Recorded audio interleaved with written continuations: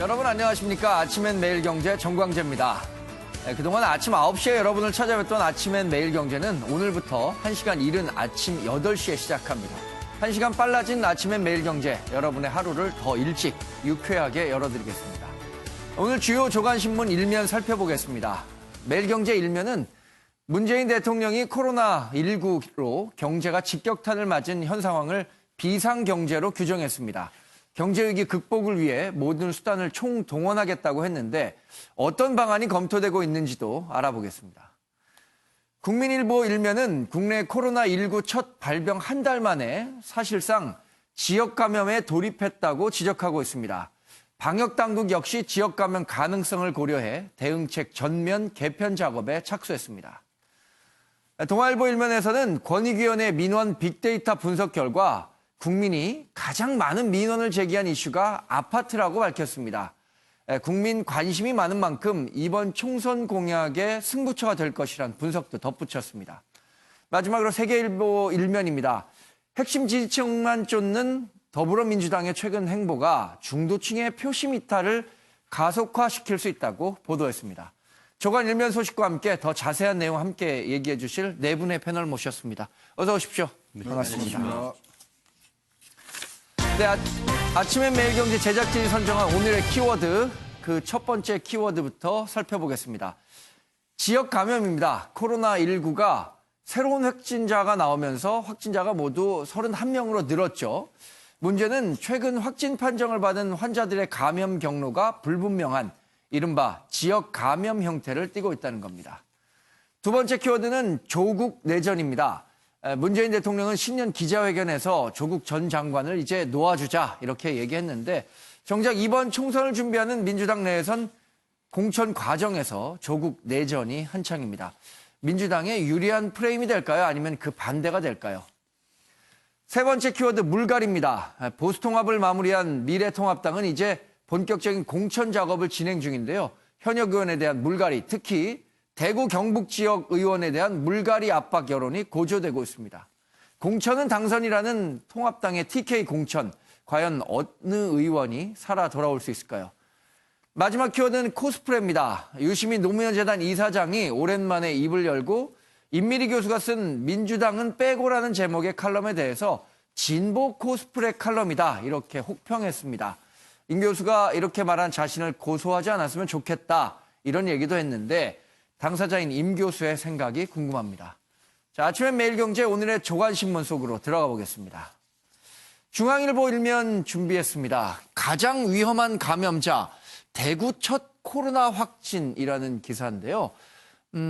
코로나19 환자가 지금까지 발생했던 지역, 영남, 그러니까 대구, 경북, 경남, 부산에서는 한 명도 발생하지 않았었는데 처음으로 대구 지역, 영남 지역에서 확진자가 발생했습니다. 그런데 이 환자를 가장 위험한 감염자라고 평가를 했습니다. 정갑 실장님, 왜 이 환자가 가장 위험하다는 보건당국의 평가가 나오는 건가요? 가장 핵심은 이 환자는 열이 있어서 네. 검사를 권유했습니다만 그조차도 거부했다는 것 아닙니까? 네. 그런 이후에 한 20여일을 상당히 여러 사람들이 밀집해 있는 예를 네. 들면 교회라든지 뭐 결혼식장이라든가 움직였기 때문에 과연 어떤 사람이 어떤 식으로 접촉이 됐는지 네. 역학적인 조사가 과연 가능할 것인지라는 점에서 굉장히 관심을 갖는 환자입니다. 그러니까 예. 일각에서 얘기하는 슈퍼 바이러스, 이 네. 전염 환자가 될 가능성이 있는 것 아니냐 그런 점에서 굉장히 우려를 하고 있는 것이죠.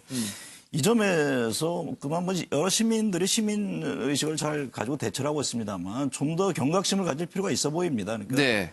본인이 어떤 자각 증세가 조금이라도 있으면 솔선수범해서 자가 격리 조치를 하고 네. 또 적극적으로 검사를 임하는 이런 형태의 모습을 갖지 않는다면 네. 과연 이게 어떤 식으로 전개될지 여전히 지금 뭐 예측이 어려운 상황 아니겠습니까? 그런 측면에서는 굉장히 좀 안타까운 그런 환자다 이렇게 보여집니다. 이 31번 환자가 왜 그러면 코로나19 이 진단을 하지 않았는가? 자신은 해외 여행력이 없고 확진자를 접촉한 적도 없다. 이런 판단 때문에 자신이 안 했다는 건데 말씀하신 것처럼 이제 지역 감염 형태로 가고 있다는 게 문제인 것 같아요.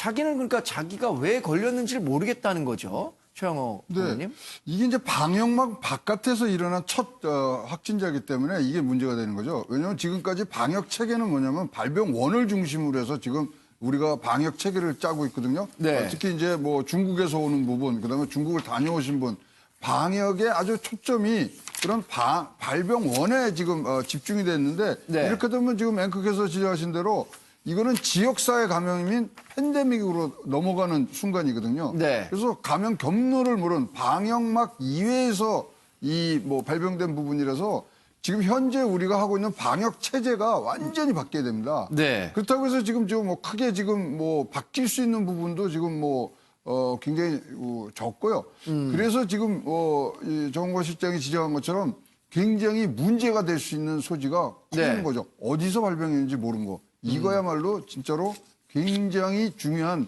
지금 방역의 원초적인 그런 지적이라고 보입니다. 네.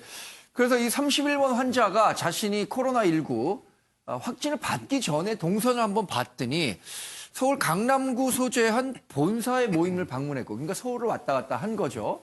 또 대구 내에서도 이렇게 많은 지역을 오고 간 거예요. 자신이 이 코로나19에 대한 확진에 대한 전혀 뭐 의심을 하지 않은 상태에서, 그래서 이미 이 31번 환자와 접촉한 사람 가운데 의심 환자도 발생을 하고 있다고 하는데, 방역 당국이 그러면 이제 이 지역 감염 가능성을 높게 보고 방역 체계를 좀 손봐야 하는 시점 아닌가 이렇게 판단을 하고 있는 것 같은데 어떻게 달라지는 건가요? 그렇게 그렇습니다. 되면? 지금까지는 이른바 원트랙으로 해서 실질적으로 이른바 코로나19에 증상이 있는 사람들만 대상으로 해서 지금 이 감염 검사를 했다라고 한다고 하면은 예. 지금 이제 같은 경우에는 그와 같은 기존의 어떤 대응 플러스 알파 말씀드린 것처럼 그 원인을 불명하고 네. 감기나 폐렴 증상이 있는 사람들에 대한 어떤 검사까지도 해서 좀 더 이 그 검역과 방역 시스템 자체를 확장시킨다라고 얘기를 하고 있는 것 같은데요.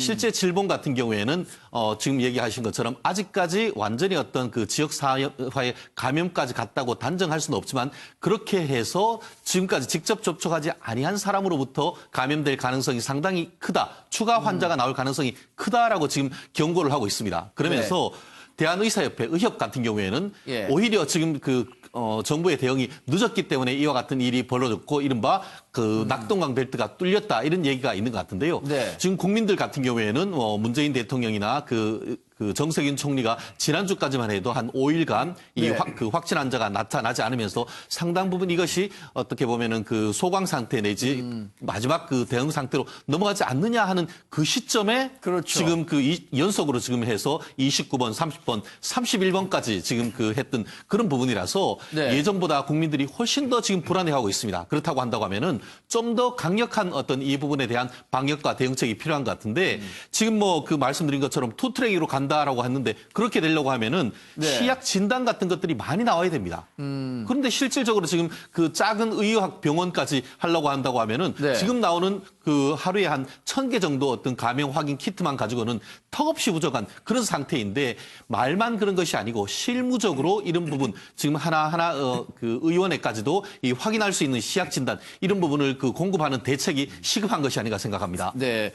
어제 그래서 질병관리본부에서 31번 환자의 상태 또 이 사람이 왜 받지를 않았었는지와 관련해서 상황을 진단한 브리핑을 한 게 있는데요. 저희가 준비를 해봤습니다. 31번째 환자는 59년생 한국 국적의 여자 환자입니다. 2월 17일 대구 수성구 보건소를 방문하여 실시한 진단검사 결과 2월 18일 질병관리본부 검사를 통해서 확진되었습니다. 현재는 국가지정 입원 치료 병상인 대구 의료원에 격리 입원 중이고 환자 상태는 안정적입니다. 현재 방역대책본부의 즉각대응팀과 지자체가 함께 감염원 및 감염 경로, 접촉자에 대해서 역학조사가 진행 중에 있습니다. 네, 이와 관련해서 다른 신문에서 다룬 소식도 알아보겠습니다. 한국일보 8면에서 지금 그 코로나19가 발원했던 중국의 상황을 분석해 봤습니다. 중국은 방역을 위해 봉쇄를 하겠다고 했는데 이제 중국의 최대 명절인 춘지의 연휴가 다 끝나고 경제 문제를 걱정할 수 밖에 없는 그런 상황에 놓인 거죠. 그래서 방역이냐 경제냐 이런 딜레마에 빠져 있다는 기사를 실었는데요. 중국 경제 성장률이 이 코로나19 사태로 인해서 굉장히 큰 폭으로 하락할 수 있다는 전망도 이미 나오고 있잖아요, 조대준 변호사님. 네, 그렇습니다. 지금 뭐 중국 경제뿐만이 아니라 국내 경제도 타격을 많이 입고 있는데요. 네. 중국 같은 경우에는 너무 좀 쉽게 생각하지 않았나 이런 생각이 좀 듭니다. 네. 춘절 명절의 그 기분을 좀 상하지 않게 하기 위해서 조금 쉬쉬 덮는 분위기도 있었고요. 그리고 네. 또 중국이 선진국의 이미지를 만들어가고 있는 이런 상황에서 이런 코로나 바이러스가 창궐했다는 그런 이미지를 조금 분쇄시키기 위해서 조금 늦게 방역을 좀 시작한 것 같은데 너무 쉽게 본 거 아니냐. 그리고 또 언론 같은 부분들도 통제만 하면 되는 거 아니냐 이렇게 생각을 했었는데 전방위적으로 이게 소문이 이제 언론을 통해서 나감으로써 이렇게 이제 막기 힘들어졌는데요. 예. 어쨌든 모두 다 이제 중국 정부가 자초한 일이기 때문에 이러한 관련된 경제 상황에 대한 타격도 준비를 좀 철저히 해 나가야 될 것 같습니다. 네. 다행이라면 중국에서 처음으로 발언했던 후베이성을 제외한 다른 지역에서의 코로나19 전파 속도는 좀 둔화됐다는 것이지만 아직 안심하기에 이르기 때문에 우리가 더 많은 경계심을 갖고 있는 거겠죠. 중앙일보 기사 한번 살펴보겠습니다. 문재인 대통령이 어제 우리 경제 상황을 아주 비상시기라고 규정을 했습니다. 이 비상이란 말을 수차례 반복했을 정도로 현재 경제 상황에 대한 인식을 상당히 굉장히 위기감이 높은 상황으로 파악을 했는데 문재인 대통령의 얘기를 들어보고 이야기를 이어가겠습니다. 비상한 상황에는 비상한 처방이 필요합니다. 국민 안전과 민생 경제 두 영역 모두에서 선제적인 대응과 특단의 대응을 강구해 주기 바랍니다. 정부는 방역에 최선을 다하면서도 코로나19가 주고 있는 경제적 타격에 그야말로 비상경제 시국이라는 상황 인식을 가지고 엄중하게 대처해야 합니다. 전례가 있다, 없다를 따지지 말고 생각할 수 있는 대책들을 책상 위에 모두 꺼내놓고 가능한 모든 수단을 동원해야 할 것입니다. 네, 말씀 들으신 것처럼 가능한 모든 수단을 동원하겠다라고 밝혔습니다. 그래서 그 가능한 모든 수단에 어떤 것들이 포함될 수 있느냐 여러 분석들이 나오고 있죠. 정갑 실장님, 어떤 그 경기 부양 카드를 꺼내들 수 있을까요, 정부가? 지금 어쨌든 무디스에서 우리 올해 성장률 전망치를 2.1%에서 1.9%로 낮췄습니다. 네. 앞서 얘기한 중국 같은 경우에는 지금 5.6%에서 지금 5.2%, 5.8에서 5.2 그러니까 네. 0.6%포인트 낮췄거든요. 그러니까 후베이가 굉장히 상징적인 게 전 세계 그 제조업의 허브 공간입니다. 그렇죠, 그러니까 예. 포천제 500대 기업 중에 절반이 그곳에 공장이 있기 때문에 그 여파가 또 한국에 자연스럽게 올 가능성이 상당히 있고. 네. 그러니까 대통령이 언급했듯이 특단의 대책을 강구해야 될 상황이라고 봅니다. 그 첫 번째는 결국에는 추경 문제. 정부로서 할 수 있는 게 두 가지 수단이죠. 그러니까 재정의 투입 문제와 이제 금리 인하라는 문제, 금융 통화 정책의 문제인데 지금 통화 정책은 어차피 중앙은행에서 그걸 결정이고 정부가 할 수 예. 있는 건 저는 추경을 통한 어떤 그 경기 진작책, 그다음에 여러 가지 규제를 좀 풀어준다든가 뭐 여러 가지가 있을 겁니다. 근데 저는 그렇습니다. 지금 이 경기가 안 좋을 경우에는 민생, 특히 이제 자영업자 굉장히 직격탄을 맞거든요. 네. 이런 상황에서는 물론 총선이나 선거가 있지만 여야가 정말 국민들의 어떤 생활에 미칠 영향들을 좀 감안해서 네. 공이 이 문제에 대해서 좀 진지하게 검토를 해서 함께 좀 목소리를 냈으면 하는 그런 바람인 겁니다. 그러니까 예를 들어서 지금 경기가 굉장히 어려움이 예측됐을 경우 한국당에서 야당에서 추경에 대해서 좀 대대적인 것을 만들 필요가 있다라고 먼저 네. 제안하면 얼마나 그 국민들로부터 또 다른 시선을 받을 수 있을까 하는 역으로 그런 생각도 해보는 것이죠. 근데 네.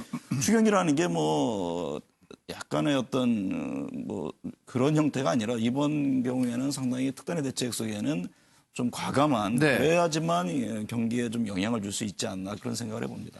그래서 중앙일보에서는 여러 전문가들의 의견을 종합해서 소비 쿠폰, 그러니까 소비 침체 극복을 위한 정부 발행 쿠폰을 고려할 수도 있다라는 대책, 또 개별 소비세 인하 조치 등이 거론될 수 있다라고 했고요. 정부 예비비에 대한 3조도 집행을 서두른다. 이런 그 분석 기사를 내놨습니다. 지금 일본 요코하마 항에 정박돼 있는 크루즈선, 여기에 굉장히 많은 사람들이 코로나19에 감염이 돼 있는 상태이기 때문에 우리 국민들도 여기에 많이 승선을 해 있었죠. 이분들을 모셔오기 위한 대통령 전용기가 조금 전 한국에 도착했다고 하는데 현장에 김현 기자 연결해서 자세한 소식 들어보겠습니다. 김현 기자, 자세한 소식 전해주시죠. 네, 일본 크루즈선에 고립돼 있던 우리 교민 7명이 약 1시간 반 전인 오전 6시 40분쯤 김포공항에 도착했습니다. 귀국한 탑승객들은 일반 여행객들과 동선이 겹치지 않도록 지금 제 뒤로 보이시는 김포공항 비즈니스 센터에 내린 뒤 한 번 더 검역 절차를 밟았습니다. 검역과 입국 절차를 밟은 탑승객들은 오전 7시 20분쯤 버스를 타고 인천공항으로 출발했고 조금 전인 8시쯤 인천공항 중앙검역지원센터에 도착했습니다.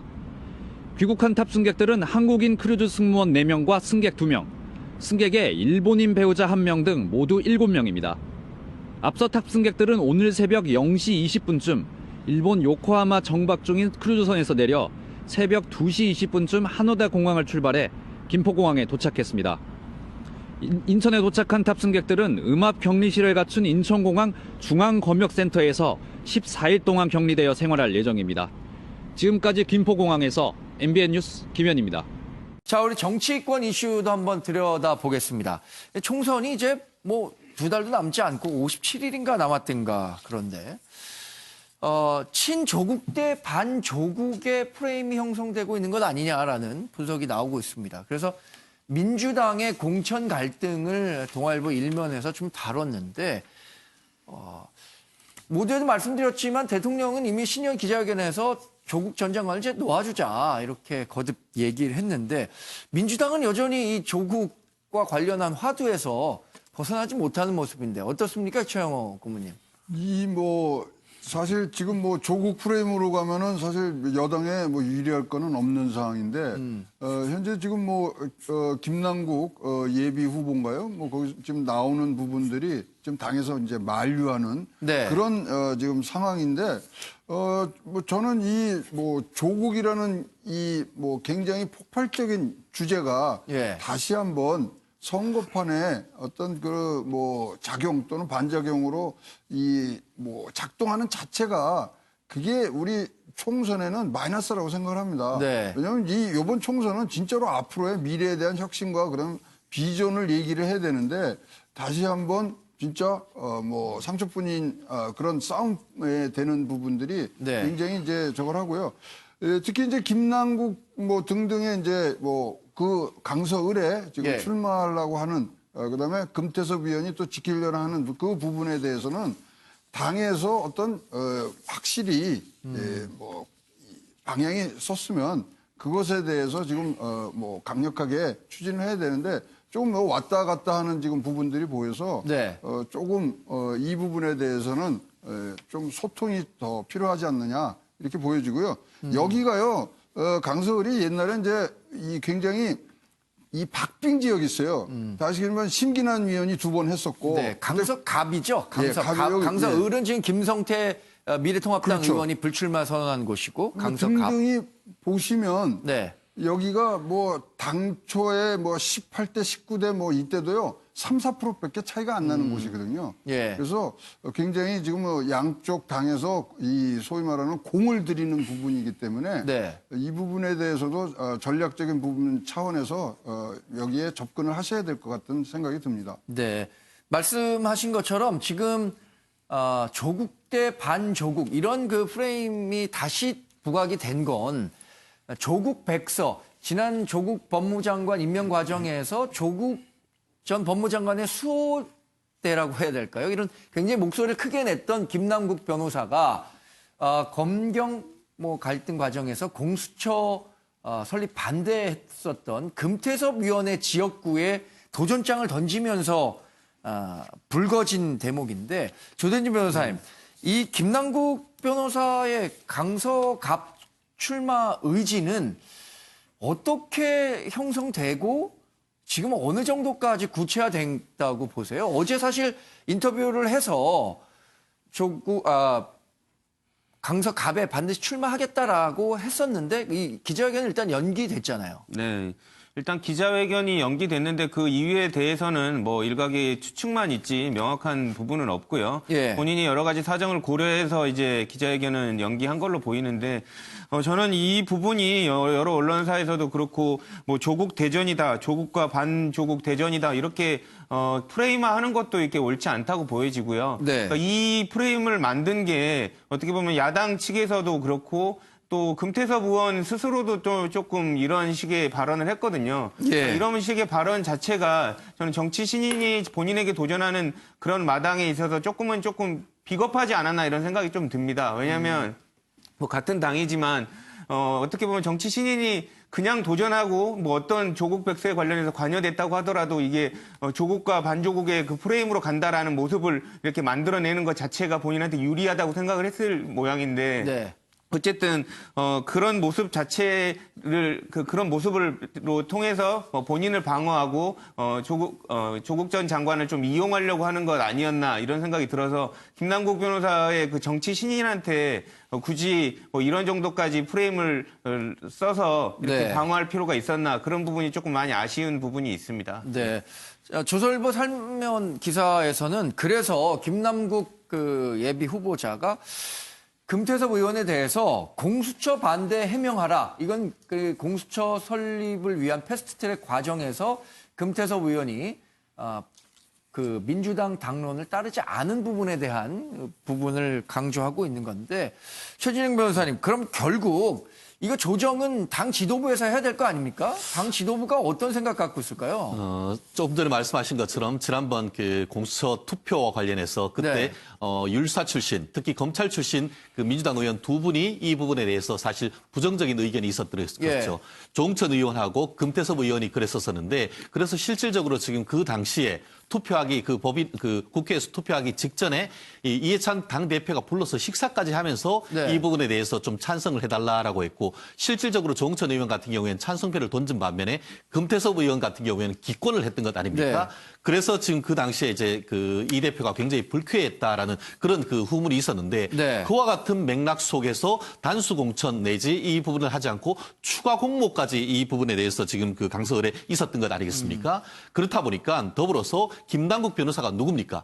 아까 말씀하신 것처럼 영입 인사이고 네. 조국 수호대 선봉장까지 했던 사람입니다. 네. 지금 당내에서 같은 경우에 특히 이제 서울 경인 지역 같은 경우에는 이 부분이 이른바 2차 조국 대전 뭐 1차 조국 대전이 법무장관이 나가느냐 마느냐 이 부분이 있었다고 하면은 네. 이 2차 조국 대전은 조국 내전이라고 하지 않습니까? 지금 이른바 민주당 집토끼들끼리 지금 싸우는 그 부분인 것 같은데 네. 여기 인사고 또 그리고 또 실질적으로 지금 당 지도부에 반기를 들었던 사람들한테 거기에다가 영입 인사를 꽂으면은 사실상 지금으로서는 내부적으로 이제 뭐 당 내부적으로도 좀 불만이 있다고 하지만 네. 당 지도부에서는 금태섭 의원에 대한 명확한 어떤 나름대로의 어떤 그 가이드라인을 얘기를 했던 것이고 더불어서 네. 김남국 변호사 같은 경우에도 현실적으로는 더 이상 후퇴는 없다라고 어제 사실 밝힌 것 아니겠습니까? 네. 그렇다고 하면은 현재로서는 당이 거기에 감나라 변하라 할 수 있는 그런 상황이 아닌 것이 아닌가 하는 생각이 드는데요.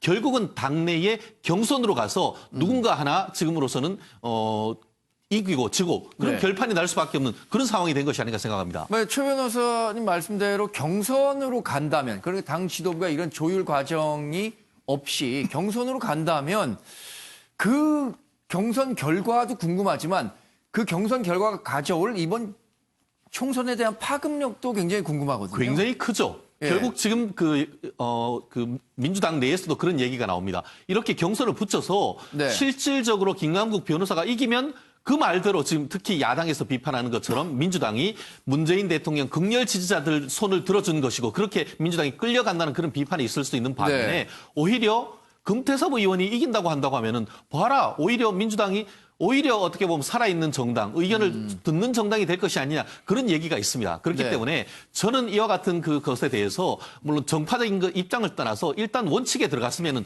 원칙대로 하는 것이 맞다. 지금 봤을 때 김남국 변호사의 어떤 정치 신인으로서의 도전도 나름대로 아름다운 점이 없지 않습니다. 그리고 금태섭 의원 같은 경우에도 어떻게 보면은 나름대로 소신을 지켰는데 거기에 어떤 소신을 지켜주지 않는다는 그런 모습 속에서 네. 과연 국민들은 이 민주당의 결정이 어떤지 지금 굉장히 크게 바라보고 있기 때문에 단순히 이것이 이 강서 한 지역만이 이슈가 된 것이 아니고 오히려 서울, 경기 나아가서 이번 총선을 바라보는 민주당에 대한 시각을 결정할 수 있는 굉장히 중요한 격전지가 된 그런 느낌인 것 같습니다. 몇 가지 좀 정리해볼 필요가 있는데 그 김남국 변호사는 당 지도부와 충분한 협의를 갖고 움직인 것으로 보이지는 않습니다. 네. 어제 그 여당 측 얘기를 들어보면은 정봉주 전 의원과는 협의가 된 것 같아요. 예. 근데 그 당 지도부에서 그렇다면 이쪽에 뭐 김남국 변호사를 투입해서 소위 말하는 조국 대 뭐 반조국 전선이냐. 민주당에서는 당연히 그럴 리가 없죠. 예.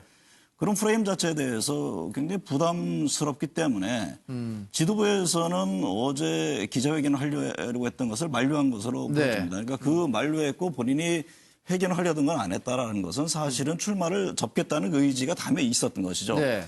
그런데 그러면 그 다음에 왜 김남국 변호사가 다시 출마의 뜻을 냈느냐. 그렇죠. SNS를 그거는 통해서. 금태섭 의원에 대한 불만인 겁니다. 그러니까 마치 이것이 조국 대 반조국 이런 식으로 공천을 앞두고 사실은 금태섭 의원에서는 굉장히 전략적으로 접근한 것이죠. 네. 과연 이런 식으로 가서 당에 득이 될 게 뭐냐라는 측면을 제기한 것이거든요. 네. 그 점에 대해서 김남국 변호사는 나름대로 감정이 상해서 발끈한 측면이 있는데 제가 보건대 이것은 뭐 여당 입장에서 당연히 이 전략으로 가지 않을 것이어서 자연스럽게 정리가 되지 않을까 저는 그렇게 전망을 해봅니다. 네. 세계일보에서 그래서 이런 분석 기사를 실었습니다. 조국과 반조국이 충돌하면서 민주당에 대한 지지층 가운데 중도층의 지지층 이탈이 가속화되는 거 아니냐. 그러니까 민주당 지지율 그 표를 보시면 아시겠지만 굉장히 뭐 고공행진을 하다가 최근에 35%까지 떨어졌고요. 물론 그 사이에 문재인 대통령에 대한 직무수행 긍정평가도 떨어진 건 사실입니다만 총선 앞두고 이제 35%까지 내려온 그 근본적인 원인 가운데 하나가 이런 민주당 내의 폐쇄성, 조국 그 정부에서 보여준 그런 것들이 선거에 굉장한 악재로 작용할 수 있다라는 분석 기사를 실었는데 최영호 고문님 어떤?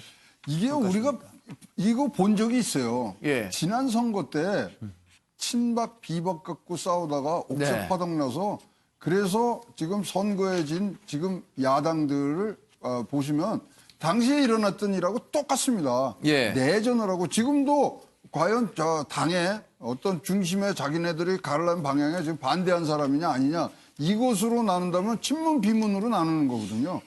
그렇다면 진짜 앞전에 그 야당들이 볼상사나운 일들에 대해서 지금 이런 고생들을 하고 있는 것들을 본다면 네. 지금 이거는 빨리 지도부에서 빨리 이제 정리를 해야 되고요. 지금은 이제 아까 앵커도 지적하셨지만 이제 57일 남았단 말입니다. 네. 이제는 보여줄 게 공천으로밖에 국민들에게 이 당의 어떤 정체성과 방향성을 보여주는 것 길밖에 없기 때문에 공천에서 이렇게 잡음이 나기 시작하면요. 사실 굉장히 어려운 결과로 이어질 수 있는 개연성이 높아질 수밖에 없습니다. 네. 조대진 변호사님, 혹시 정은갑 실장께서는 지도부에서 이제 정리를 해서 아마 불출마나 아니면 경선 지역을 다른 식으로 이동하는 뭐 조정이 있지 않을까 예상을 했는데 조 변호사는 어떻게 보십니까? 김남국 변호사도 좀 친분이 있는 걸로 아는데. 김남국 변호사랑 뭐 친분이 뭐 있지만 그 이거 관련해서 소통은 하지는 않았는데요. 이것과 관련해서 뭐 정치적 논의는 한 적이 없나요? 근데 이제 그 젊은 정치를 바라보는 그 입장에서 바라볼 때 이 그 강서갑이라는 곳이 뭐 연고를 떠나서 되게 매력적인 곳이라고 볼 수밖에 없습니다. 왜냐하면 금태섭 의원이 어떻게 보면 민주당 그 팬들 뿐만이 아니라 공수처를 지지했던 중도 팬들한테도 여러 가지 불만에 섞인 불만이 되게 많은 공간이거든요. 네. 그렇기 때문에 꼭 조국 백서에 참여하고 안 하고를 떠나서 이런 부분에 의해서 도전을 해볼 필요가 있다라고 보여졌기 때문에 도전한 것이지. 예. 이게 당 지도부가 뭐 이 어떤 부분을 고려해서 자객 공천이다 뭐 이렇게 바라볼 부분은 아닌 것 같고요. 네. 그리고 아까 이제 한 가지 좀 정리를 해야 될 부분이. 아까 자객공천이라는 얘기가 나왔는데 현역 의원이 한 명 남아있는 곳에는 추가 공모를 하게 돼 있습니다. 예. 그렇기 때문에 금태섭 의원을 공천을 안 주려고 일부러 추가 공모를 한 게 아니라 현역 의원이 한 명밖에 안 남아있었기 때문에 단수 공천이 안 된 것이라고 이렇게 정정을 해야 될 것 같습니다. 네. 국회가 열렸죠. 그러면서 민주당 국회 교섭단체 대표 연설이 있었는데 이인영 민주당 원내대표가 최근에 불거진 임미리 교수와 검찰 개혁 논란과 관련해서 송구하다는 뜻을 밝혔습니다. 직접 이인영 원내대표의 얘기를 들어보겠습니다. 누구를 탓하기 전에 우리부터 반성하겠습니다. 검찰개혁, 집값 안정, 그리고 최근 임미리 교수를 둘러싼 논란에 이르기까지 우리 민주당을 향했던 비판적 국민의 목소리를 외면하지 않겠습니다. 우리 내부의 확신만으로 국민과 소통해서는 국민의 폭넓은 동의를 구할 수 없음도 잘 알고 있습니다. 민주당은 집권당답게 더 높은 가치를 지향하고 더 넓게 포용해야 한다는 국민의 목소리를 무겁게 받아들입니다. 집권여당의 원내대표로서 그동안 국민 여러분들께 심려를 끼쳐드린 점에 대해서 송구스럽다는 말씀을 드립니다.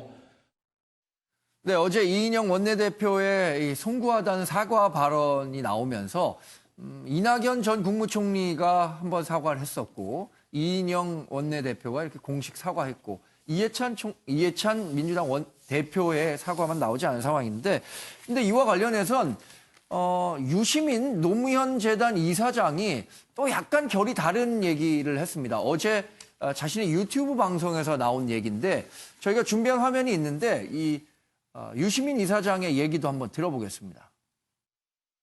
그냥 지나갔던 칼럼이었죠. 저거 혀끌 걸쳐고 이런 함량미달 칼럼을 싣고 나기야. 그러고 지나갔죠.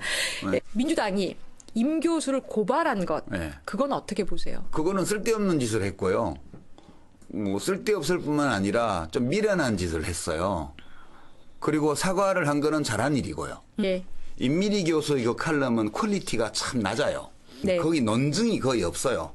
그냥 소위 말하는 인상 비평이에요. 진보 코스프레 칼럼이라고 봐요. 어떤 면에서요? 그냥 촛불 정신, 뭐 노동 문제, 비정규직, 빈부격차, 뭐 무슨 조국 사태 거론하면서 뭐 특권 철폐 이런 단어들이 섞여 있으면 사람들이 그것이 진보적 입장의 칼럼이라고 그냥 단정해 버려요. 그렇죠. 예. 예. 근데 그게 그 현 정부를 공격하고 싶을 때 그게 되게 효과적인 방법 중에 하나예요. 그냥 자기 페이스북에 그냥 개인적인 소감으로 올릴 글이면 괜찮은데 논증이 없는 그냥 자기 기분대로 쓴 글이잖아. 그러니까 기본적으로 저질 칼럼이에요. 네, 유시민 노무현 재단 이사장의 알릴레오 유튜브 방송 굉장히 오랜만에 본 것 같습니다. 그런데 오랜만에 본 방송 내용에서 일단 상당히 좀 자극적인 발언을 많이 한 것 같아요. 임미리 교수 칼럼에 대해서 야 그거 저질 칼럼이다. 사실 이렇게 비평하기도 쉽지 않은데 그러면서 또 진보 코스프레 한 거 아니냐 이렇게 얘기를 한 부분은 최진영 변호사는 어떻게 보셨습니까? 그러면 유시민 그 이사장님이 쓰신 칼럼은 고질 칼럼이고 본인이 쓴 글은 모두 다 함량이 충분한 칼럼인지 되묻고 싶은데요. 실질적으로 그 지금 보면은 유시민 칼럼 그 임미리 칼럼 자체 내용에 대해서 얘기를 하고 있으면서 네. 진보 코스프레라고 한다고 하지만 실질적으로 우리나라 그 어떤 미디어 그 지형을 봤을 때 그 글을 쓴 경향신문은 사실상 그 정부에 어떻게 보면 상당히 우호적인 그런 것이 그 미디어고 네. 어떻게 보면은 그 자체로서 진보 미디어라고 평가를 받는 것 아니겠습니까? 네. 거기다가 임미리 교수 자체도 보면은 지금 보수 야권에 대해서 우호적인 사람이라기보다는 전체적으로 봤을 때 진보적인 지식인이라고 보여진 사람 아니겠습니까? 네. 근데 그런 분, 다른 것도 아니고 또 거기다가 우리나라의 최고의 어떤 사립학교 중에 하나인 고려대학교 그 교수님이 쓴 글에 대해서 함량 미달이다, 저질 칼럼이라고 한다고 하면은 우리 보통 사람으로서는 도대체 어떤 칼럼을 읽어야 되는 것이죠? 네. 결국 그 메시지 자체가 가진 의미, 그 부분에 대해서는 어떻게 보면은 내부적인 성찰이 없이 그 자체 메신저와 그 내용에 대해서 이런 식으로 함량 미달이라고 한다는 것은 예. 그 자체가 어떻게 보면은 공인으로서 얘기할 것인가라고 얘기할 수밖에 없는 것이고 물론 뭐 민주당에 대해서도 이렇게 부르는 것이 과도한 조치다 이렇게 예. 얘기를 하고 있습니다만 실질적으로 그 어떻게 보면은 유시민 그 이사장이 해야 될 것은 이를 계기로 해서 좀 더 국민에게 다가가자라는 그런 한 번 더 어떻게 보면은 본인들이 지지층에 대해서 한번 예. 성찰하는 계기로 삼자 이렇게 했다고 하면은 오히려 지금까지 있었던 유시민 뭐 장관이라고 해야 되나요? 이 부분에 대한 인상이 좀 바뀌었을 텐데 오히려 더 세게 더 때렸던 그런 점에서는 상당히 아쉽습니다.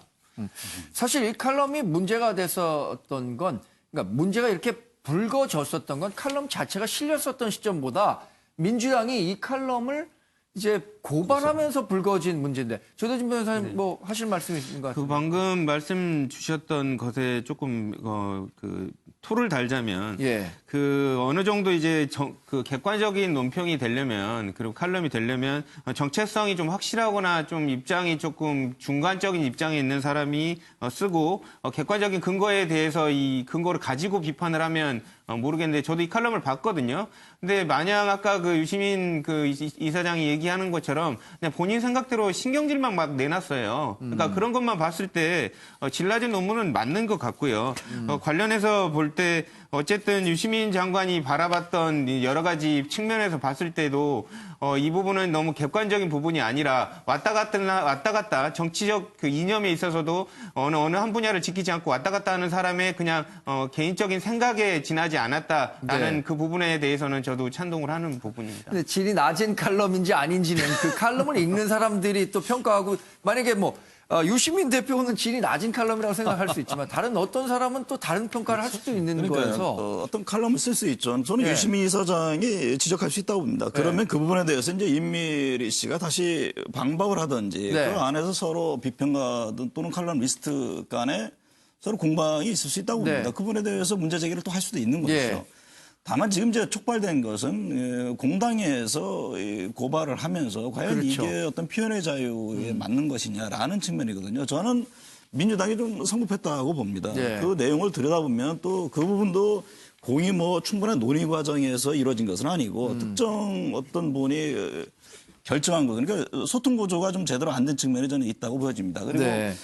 앞서 말씀하신 그 이인영 대표가 사과를 했어요. 네. 그 교섭단체 대표 연설에. 저는 정치인들이 사과의 인쇄 개선은 안 된다고 봅니다. 예. 그러니까 분명히 문제 있고 잘못된 게 있고 국민들이 원하는 게 있거든요. 그럼 예. 그 부분에 대해서 겸허하게 사과를 하고 이해를 구하는 게 굉장히 중요하다. 특히 이제 여당 입장에서는 최근에 뭐 이제 추미애 장관의 검찰 문제 또 이 칼럼의 문제, 특히 이제 뭐 수도권 부동산을 둘러싼 여러 문제, 네. 이런 것들에 대한 그 지적들이 굉장히 많습니다. 그럼 그 부분에 대해서 적절히 또 어떤 새로운 대안을 제시할 것은 하고 또 일정 부분 사과가 필요한 부분은 하면서 이게 풀어나가야 되는데 네. 너무 경직된 부분이 있는 것 아닌가 그런 점에서 지적이 됐는데 마침 그 이인영 대표 같은 경우는 어제 충분히 사과를 하면서 나름대로 대응을 잘했다 저는 그렇게 평가를 하고 싶습니다. 다음 이슈로 좀 넘어가려고 했는데 최영호 고문께서 또 하실 말씀이 있다니까. 과거에 이제 슬픈 역사가 있죠. 왜냐하면 노무현 대통령이 탄핵당할 때 네. 이 뭐 정치 개입했다 그래서 지금 탄핵을 당했었지 않습니까?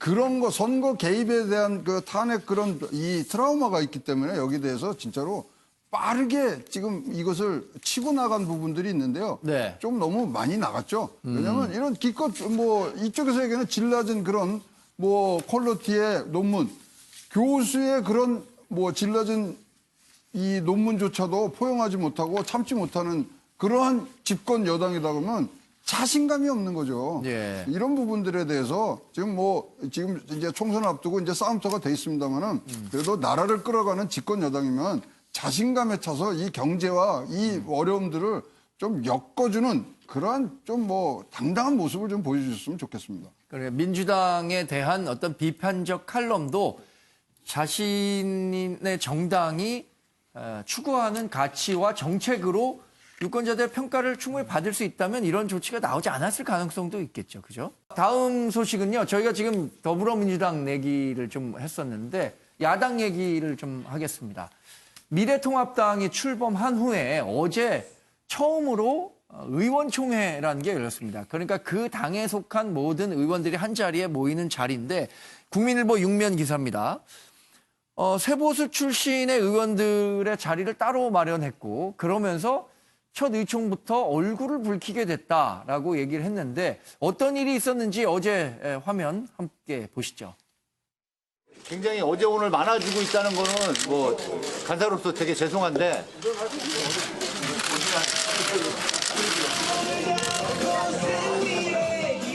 이혜원 의원님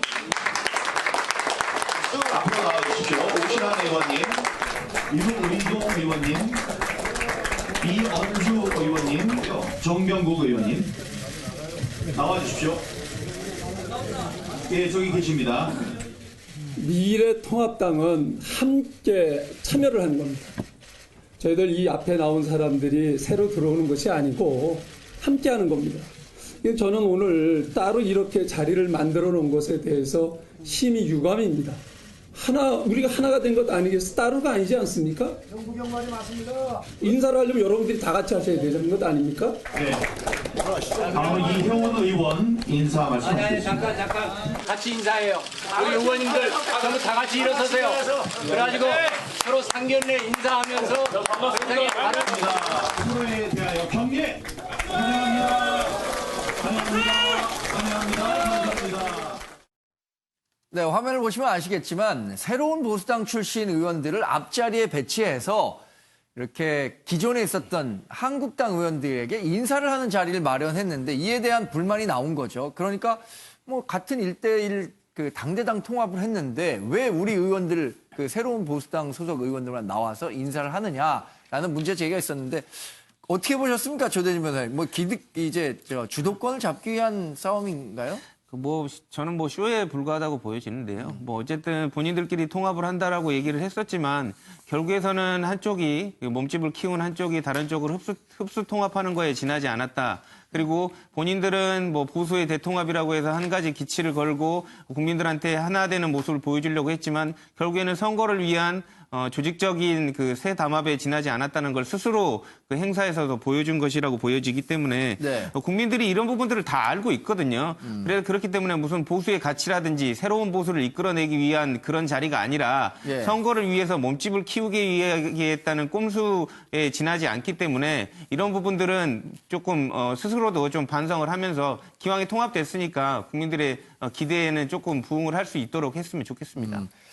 의원총회도 의원총회지만 이 새로운 당이 출범하면서 기존의 정당이 합해진 거잖아요. 그래서 이 중복 인력들, 당에 근무하는 중복 인력들이 발생하기 마련인데 당직자들에 대한 고용 그 승계 이런 문제들도 상당히 좀 미묘한 갈등 관계에 있는 것 같아요. 실질적으로 우리가 그 기업으로 봤을 때 M&A가 이루어지고 있는 네. 것 아니겠습니까? 지금 흡수 통합이냐 이게 당대당의 이제 통합이냐 아니면 예. 이게 흡수 통합이냐 이렇게 돼 있는데 전체적인 어떤 법적 구도를 봤을 때는 약간 흡수 통합적인 그런 의미가 없지 않은 것 같습니다. 네. 근데 문제는 뭐냐면은 그 지금 4년 만에 한국당 같은 경우에는 사무처 당직자를 공채를 해서 예. 인력을 다 충원을 해버렸다는 것이에요. 그리고 아시다시피 한국당 같은 경우에는 지난 지방선거 대선 계속 그 당세가 줄면서 여의도 당사 다 처분하고 네. 여의도 건너가지고 지금 영등포에 당사가 있지 않습니까? 당도 좁고 이런 상태에서 지금 이 새로운 보수당의 당직자들이 들어올 수 있는 그런 그 공간적인 한계도 없지 않고 더불어서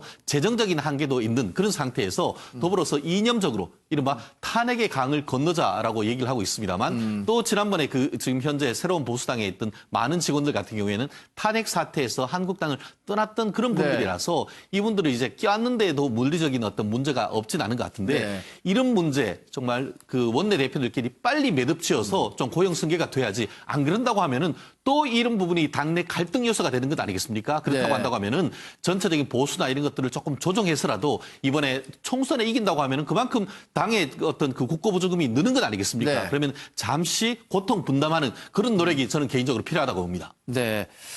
미래통합당이 이제 출범하고 공천 작업도 한창 진행되고 있는데 아마 이 미래통합당 공천의 핵심은 TK 지역이 되지 않을까 이렇게 평가를 하는 분들이 많죠. 서울신문 4면에서 그래서 이런 기사를 다뤘습니다. 지난 20대 총선에서 TK 지역에 대한 당시 이 의원들 교체율, 현역 교체율 76%였는데 그래서 TK 의원들 지금 떨고 있는지 이런 제목을 달았습니다. 지금 TK 지역에서는 3명의 의원, 그러니까 유승민, 정종섭, 장석춘 3명의 의원만 불출마 선언을 했지 아직 많은 그 중진 다선 의원들이 있잖아요. 정갑 실장께서는 이번 그 미래통합당의 TK 지역 공천 얼마나 칼바람이 불 거로 예상하세요? 지금 현재 대구 경북에서 21석 네. 말씀하신 대로 이제 3명이 불출마해서 18석이 남았거든요. 네. 사실은 지금 통합당 한국당의 핵심은 과연 대구 경북 지역에서 얼만큼 인적 쇄신을 하느냐에 달려 있죠. 그러니까 네. 그 점에 대해서 당내뿐만 아니라 국민들도 지켜보고 있을 겁니다. 그러니까 실질적인 인적 쇄신 내지는 좀 변화의 바람을 줄 수 있는 것이냐라는 예. 때문에 저는 공천 작업은 지금부터 시작이라고 봅니다. 뭐 부산 경남에서는 어쨌든 간에 김영호 위원장 체제에서 좀 순조롭게 되고 있는 듯 합니다만 과연 TKN 현역 의원들을 어떻게 물갈이할 것인지 또 앞서 화면에 나왔습니다만 정병국 의원이 지적한 것은 다름 아니라 굉장히 예리한 지적을 한 것이죠. 그것은 결국에는 당대당으로 해서 존중을 해달라는 얘기거든요. 그 얘기 속에는 무엇이냐면은 저는 공천 문제라고 봅니다. 공천권 문제. 그러니까 통합하는 과정에서 분명히 그 부분에 대해서 어느 정도 물밑 얘기가 있었으리라고 봅니다만. 근데 실적인 공천 과정에서는 다른 문제거든요. 그것을 과연 어떻게 제대로 정리를 해나갈 것인지. 특히 TK 지역에 있는 국회의원들의 쇄신을 어떻게 만들어갈 것인지 그 점에서 저는 한국당의 이번 총선에 상당한 명운이 달려있다. 그렇게 보고 있습니다. 그래서 김형호 공천관리위원장은 그 TK 지역의 미래통합당 중진 의원들에게 이번에 출마하지 않는 게 어떠냐라는 압박을 했다고 하는데 저희가 관련한 화면 준비했습니다. 당을 위해서, 나라를 위해서, 그리고 또 지역구의 새로운 모습을 위해서 살신성인하는 그런 자세를 보여주는 것은 높이 평가하고 그분들이 그런 어떤 고귀한 뜻이 이 미래 한국당의 공천 작업을 더 잘하라는 그런 엄숙한 명령이다 이렇게 생각을 하고 더욱더 초심을 잃지 않고 공정하고 엄중한 쇄신하는 공천 그러면서도 이기는 공천 틀을 만들도록 노력을 하겠습니다. 자, TK 의원들에 대한 물갈이 압박 여론이 고조되고 있는데 그럼에도 불구하고 내가 자리를 지키고 무소속 출마도 불사하겠다라고 했었을 때 그랬을 때 결과는 어떨까요, 최양훈 고문님? 이제 뭐 그러면 뭐 보수 뭐 분열이니 얘기 나오는데 지금까지 18대부터 우리가 통계적으로는요, 18대, 19대, 20대 다 이 뭐 새로운 이 영입이 아니라 현역 의원 교체율이 높은 데가 다 다수당이 됐습니다. 그렇다 보니까 지금 이 새로운 당이 지금 뭐 TK 지역에서 지금 다수를 차지하고 있기 때문에 거기서 현역 교체율이 지금 이 높아지지 않으면 지금 이길 수 없다는 통계적인 그런 사실과 더불어서 사실 이 3선 재선하신 분들 이런 분들 사실 당에 굉장히 중요한 자산이거든요. 그렇다면 여기에 대해서 또 특단의 대책을 생해서 지금 이 신인들한테 한 15% 이제 가산점을 주는 거 외에도 공정한 경쟁이 될 수 있도록 해서 그분들이 살아나오는 그런 명분들을 줘야지 인위적으로 자꾸만 잘라나간다는 자체는 이 통계의 함정에 빠질 수도 있다. 이렇게 생각하기 때문에 공정한 그러니까 TK 지역엔 진짜 오픈 프라이머리를 특별히 한다든가 그래서 국민들과 당사자들이 명분을 갖고 퇴로까지도 열어줄 수 있는 그런 해안을 김영호 위원장이 좀 내주셨으면 하는 바람이 큽니다. 김영호 공관위원장에 대한 평가가 조금씩 나오고 있습니다. 중앙일보 오면 기사인데요. 김영호 위원장이 이제 면접을 보면서 중진 의원들에 대해서 불출마 생각 없냐 이렇게 압박 면접을 하고 있는 것 같습니다. 그래서 살벌한 공천 면접이 진행된다는 건데 의원들 사이에선 김 위원장이 꼭 저승사자 같다 이런 평가까지 나온다고 하는데 우리 조대전 변호사께서는 김영호 위원장의 공관위원장으로서의 현재까지의 역할 어떻게 평가하십니까?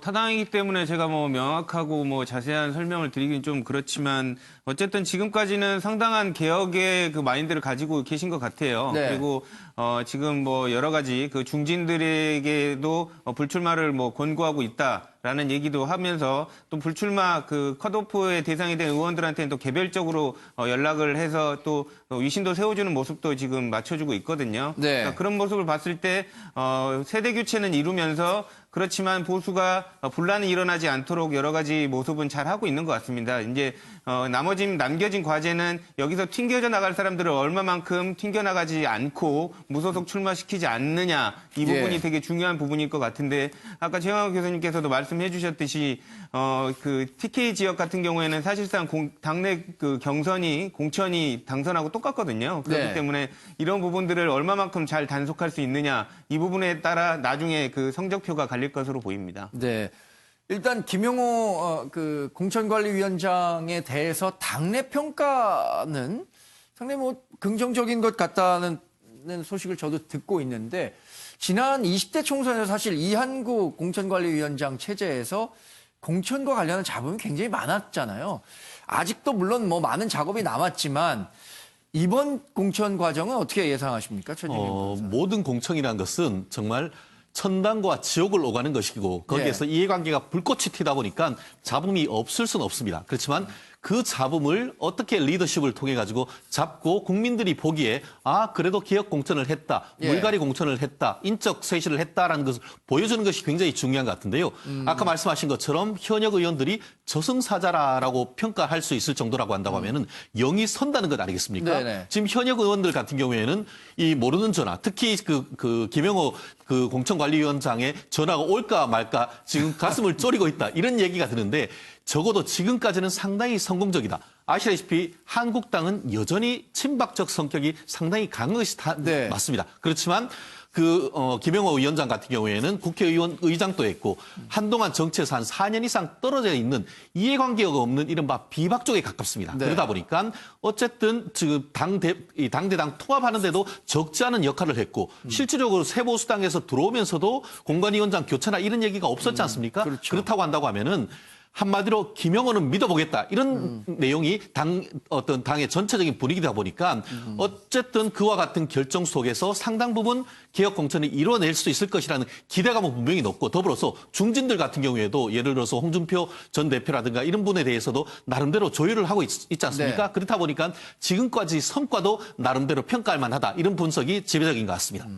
정갑 실장은 김영호 공관위원장 오랜 또 교류를 하셨는데 이 최근의 공천 작업 과정은 어느 정도나 점수를 주실 수 있겠어요? 저도 상당히 긍정적으로 봅니다. 지금까지는 굉장히 순항을 하고 있다고 봅니다. 특히 이제 PK지역, 부산 경남 지역에서 스스로 용퇴하는 중진 의원들이 지금 상당히 잇따르고 있고 결국에는 앞으로 과정이 좀 있습니다만은 말씀드린 대로 이제 TK 의원들이 과연 얼마나 어떤 식의 정리와 또 개혁 작업이 될 것이냐 이게 관심사고 특히 이제 통합을 했기 때문에 지금 이제 함께하는 의원들 간에 충돌되는 지역구가 있을 거란 말이죠. 그 점을 어떻게 관리해 나갈 것인지. 반발해서 예를 들면 탈당해서 출마하는 이런 형태가 된다 그러면은 굉장히 어려운 국면이 될 것이고. 그것조차도 지금의 김영호 위원장의 리더십 가지고 정리를 해 나간다면 그야말로 한국당 입장에서는 통합당 입장에서는 굉장히 성공한 그런 공천이 되는 것이죠. 네. 김영호 공천관리위원장님 자신이 PK 지역에서 기반으로 국회의장까지 한 분이기 때문에 아마 PK 지역에 대해서 더 압박 강도를 높일 수 있지 않았나 이런 생각도 들고요. 이렇게 통합이 이루어지는 곳이 있는 반면에 끝모를 분열을 하는 곳이 있죠. 바른미래당입니다. 바른미래당 소식은요. 세계일보 4면에서 다뤘는데 비례대표 9명에 대한 셀프 제명이 있었습니다. 그러면서 이제 바른미래당은 말 그대로 공중분해 수순을 밟아가고 있습니다. 관련한 화면 살펴보겠습니다. 오늘 우리 비례대표 의원들 제명을 그동안에 계속 요구해 오셨는데 끝내는 함께 하겠다는 약속을 얻지 못하고 제명을 해드린 것이 인간적인 도리에 맞고 참 이제 바른미래당은 산산조각이 났습니다. 비례대표를 단체로 이렇게 스스로 제명을 시켜줘야 되는 일은 헌정사에 시험이 있던 일이고 저는 여러 가지로 불편하고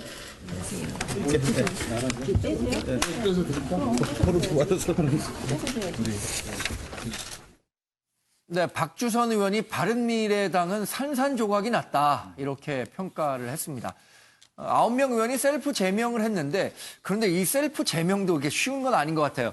이 손학규 대표는 또 셀프 제명만으로는 안 되는 일이다. 윤리위원회를 거치지 않았기 때문에 이게 공식 절차를 다 완료하지 못했다. 무효다. 이렇게 주장하고 있어요. 제명 불인정 공문 지금 준비해서 지금 나가고 있고요.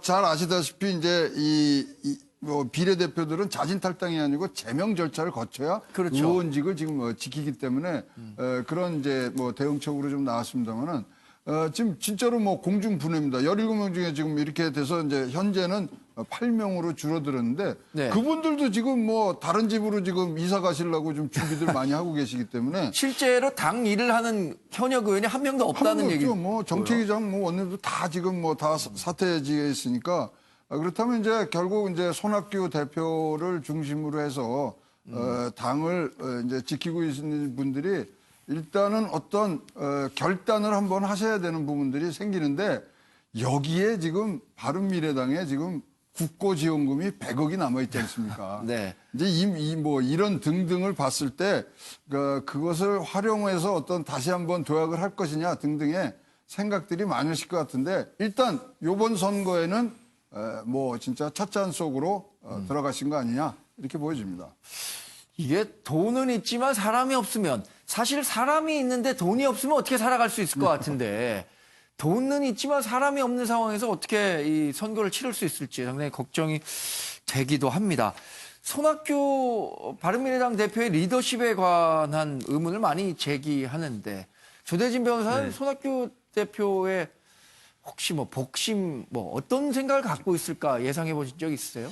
뭐 손학규 대표는 뭐 교류가 없었지만 그래도 국민의 한 사람으로서 계속 유력 정치인으로 바라보고 있었지 않았습니까? 네. 근데 모르겠습니다. 예전에 가졌던 모습과는 많이 조금 달라진 거 아닌가라는 생각이 들고요. 네. 그리고 어떤 것 본인의 소신이 변해서 그런 것일 수도 있겠지만 너무 한 자리에 좀 연연한다라는 생각이 밖에서 국민의 한 사람으로서 좀 비춰지기 때문에 네. 물론 이제 당내 갈등 상황을 정확히 알 수는 없지만 그 당내 구성원들이 상당 부분 반대를 하고 어느 정도 문제 제기를 했다면 이를 부분을 어느 정도는 수용을 해서 해결책을 찾아야 될 텐데 결국에는 이렇게 산산조각 나는 모습을 만들어냈기 때문에 정치인으로서도 이제 거의 큰 타격을 입었다고 저는 보여집니다. 네.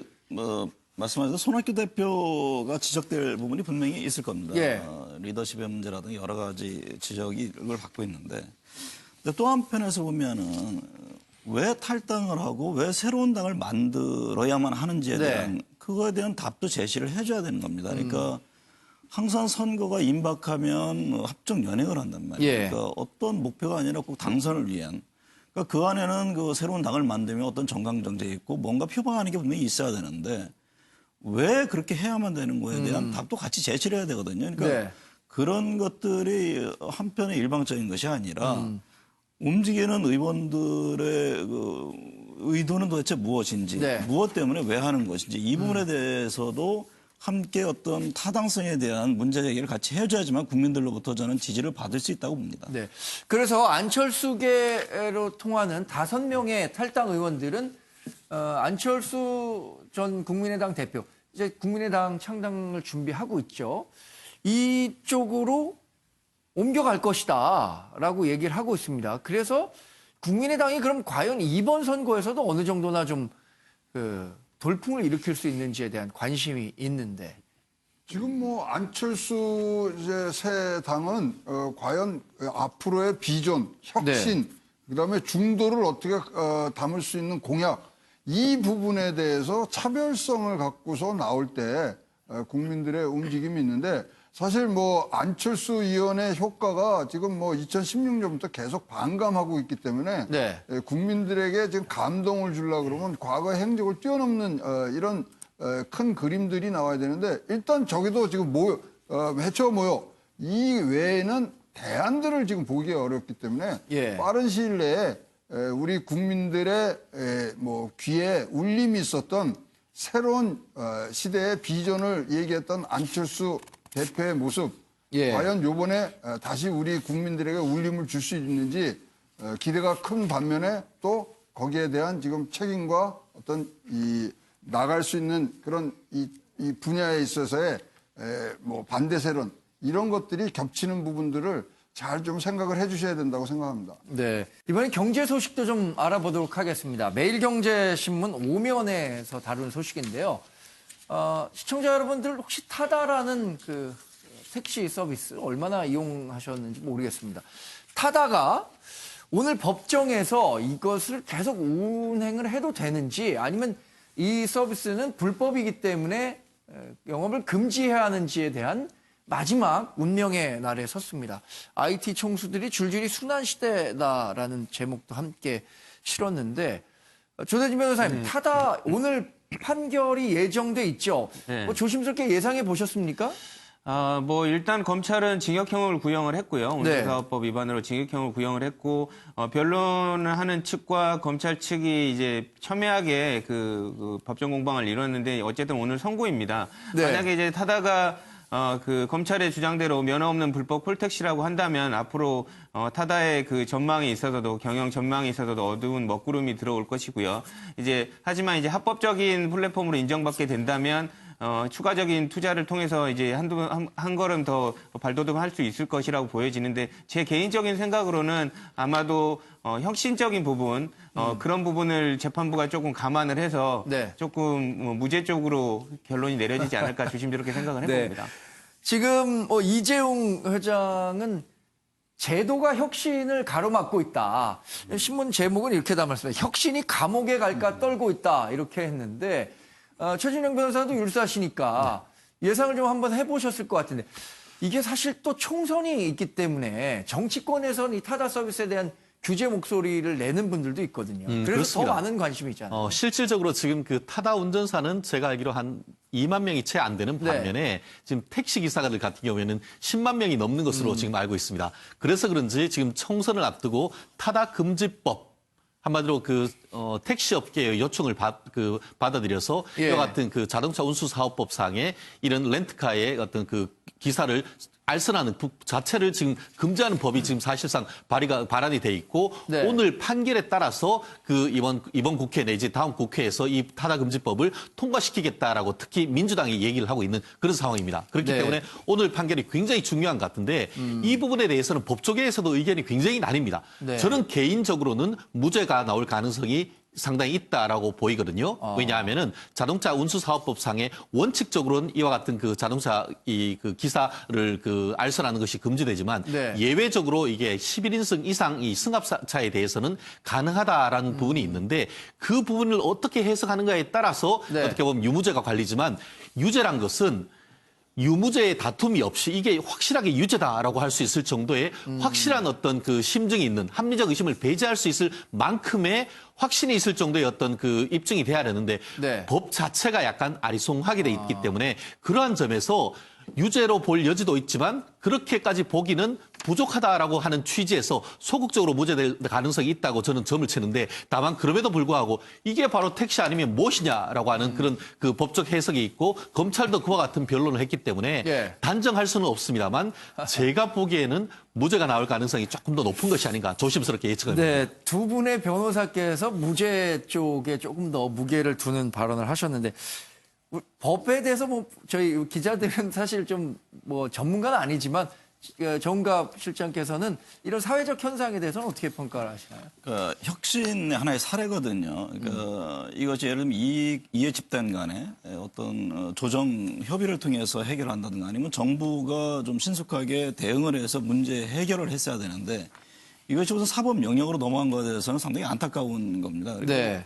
뭐 규제 혁신을 얘기하고 또 새로운 어떤 스타트업을 얘기하면서 이 같은 것이 사법 영역에 넘어가서 징역형 내지는 또 다른 형태의 어떤 금지를 시킨다는 것은 네. 저는 굉장히 문제가 있다고 봅니다. 그러니까 첫째 생각할 것은 소비자, 국민을 위한 측면이거든요. 네. 그러니까 타다 서비스를 이용해 본 분들은 굉장히 편리함을 느낍니다. 그렇죠. 저도 네. 이용합니다만 굉장히 편리하거든요. 그러니까 소비자들이 있는 겁니다. 그 부분에서 미흡하거나 좀 보완해야 될 점은 정책적으로 논의하거나 서로 네. 조정해 나갈 부분이지 이것을 예를 들면 사법 영역으로 가서 무슨 징역형으로 간다. 이것은 저는 국가적으로도 굉장히 바람직한 방향은 아니다. 네. 특히 또 이쪽 타다 측에서는 우버와의 형평성을 얘기합니다. 우버 네. 같은 경우는 벌금형 정도인데 검찰이 왜 동의를 비슷한 상황에 대해서 우리는 징역형을 하느냐. 네. 이 차별성의 문제도 있다. 어쨌든 간에 미래의 어떤 새로운 어떤 혁신 영역에 있어서는 굉장한 시금석이 되기 때문에 정부로서 또는 사법 영역에서도 이 점을 좀 지켜볼 필요가 있지 않나 그렇게 봅니다. 정치라는 게 이제 조직화된 소수의 목소리가 조직화되지 않은 다수의 목소리를 압도하는 경우가 많은 거잖아요. 그죠? 그래서 뭐 어떤 이런 그 정치적 판결에 대한 우려의 목소리도 있는 거고. 그래서 이제 정부가 필요한 거죠. 정부 네. 역할이라는 것은 그런 이해 당사자 간의 조정을 하고 또 법으로서 선제적으로 대응하면서 그 문제를 풀어가는 것이 바로 정부가 해야 될 역할인 것이죠. 네. 지금 정은거 실장하고 200% 지금 동감을 하는데요. 재미난 게 오늘 아침에 몇몇 신문에서 기생충하고 타다를 영화 기생충하고 타다를 비교를 했어요. 그래서 이제 창의적인 부분에서 우리나라가 이렇게 좀 치고 나가야 되는 그런 타당성에 대해서 지금 얘기를 하고 있거든요. 그래서 지금 저 제목이 굉장히 잘 나온 것 같아요. 혁신이 감옥에 갈까?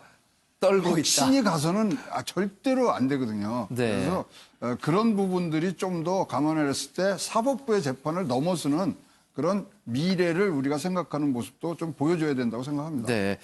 다음 기사 한번 살펴보겠습니다. 국민일보에서 기획 기사를 하나 썼는데요. 아마 많이들 이용하실 겁니다. 배달 음식 하면 이제 그 배달해 주시는 분들이 있죠. 이분들은 과연 얼마나 돈을 벌고 있을까? 저도 궁금했었는데 어떤 그 자료를 보니까 이분들이 400만 원 이상 번다. 주 근무 시간은 평균 41시간이다. 이렇게 있어서 정말로 41시간 일해서 400만 원의 소득을 올릴 수 있을까라고 궁금했는데 국민일보 탐사 보도 결과는 실제 종사자들은 뭐 그런 통계는 개가 웃을 일이다라고 하면서 실제 이 신빙성을 두지 않고 있다는 거죠. 조대진 변호사 이 정도 글쎄요. 어떻게 보세요? 400만 원을 41시간 일하고 번다라는 통계가 어떻게 뭐 신빙성이 있다고 보세요? 뭐 어떻게 계산하느냐에 따라 좀 달라질 수도 있겠지만 실질적으로 실제 종사해본 사람들이 이게 아니라고 지금 평가들을 하는 게 일반적이니까요. 네. 뭐 요즘 뭐 배달업계 그리고 특히 이제 라이더라는 직종이 많이 조금 선호를 하게 되고 또 자기 시간을 쪼개서 쓸 수 있다는 점에서 장점이긴 하지만 이런 부분들이 마치 경제가 많이 나아지고 있어서 이런 조그만 창의적인 일자리가 많은 돈을 벌게끔 하고 있다라는 그런 식의 사실관계로 이렇게 잘못 전파되는 거는 조금 위험하다고 보여집니다. 저는 이거 기사 보면서 또 이런 생각도 했습니다. 주 41시간 일한다고 했는데 이분들이 이제 오토바이를 주로 이용해서 배달을 하는데 굉장히 좀 위험한 운행을 많이 하거든요. 그러니까 어쩌면 압축해서 41시간을 일한다고 생각할 수도 있겠죠. 그런데 이 운행하시는 분들 정말 교통법규, 특히 사거리에서 오토바이 운행하시는 분들은 진짜 잘 지켜야 되잖아요, 이거. 그렇습니다. 저는 이걸 보면서 어떤 생각을 했냐면은 가끔씩 보면은 그 직군별로 이제 그 연봉을 얘기를 하면서 변호사가 평균 수억 원이다 이런 얘기를 하면은 실제 저희 보통 변호사들 같은 경우는 진짜 웃기는 소리네. 똑같은 소리를 하거든요. 거기는 정말 김현장이라는 큰 대형 로펌에 있는 변호사들하고 지금 다른 변호사들하고 이렇게 합쳐가지고 산술 평균을 하니까 엄청난 것 같지만 실질적으로 지금 보통 변호사들 같은 경우에는 정말 생계를 걱정할 정도인 것인데 그 논리와 똑같은 것 같습니다. 형식적으로 봤을 때는 주 41시간에 400만 원 번다고 하지만 실질적으로 배민 라이더 같은 경우에는 기다리는 시간까지 다 하면은 하루 종일 기다려도 그중에서 실질적으로 콜 받고 일한 시간만 해가지고 저렇게 했기 때문에 실질적인 계산의 근거 자체가 잘못됐다라는 것이고 더불어서 저것은 실질적으로 내 손에 들어온 것이지만 거기에 오토바이 타고 보험료 내고 각종 비용 같은 것들을 다 빼버리면은 저거의 3분의 2도 채 안 된다. 이런 지금 볼멘 소리를 하고 있기 때문에 실질과 형식의 그 차이에서 나오는 괴리가 정말 실질적인 운전하는 사람으로서는 정말 아마 본인들 말로는 괘씸하다 이런 얘기를 하고 싶었던 것 같습니다. 근데 좀 제목하고 기사 내용하고는 좀 다릅니다. 35일간에 예를 들면 474만 원이래요. 거기 보면 기사에. 저희가 시간이 지금 부족한데 여하튼 운전하시는 분들은 안전운전 진짜 하셔야 됩니다. 자, 오늘 네 분 말씀 여기까지 듣겠습니다. 고맙습니다. 네, 저는 내일 뵙겠습니다. 고맙습니다.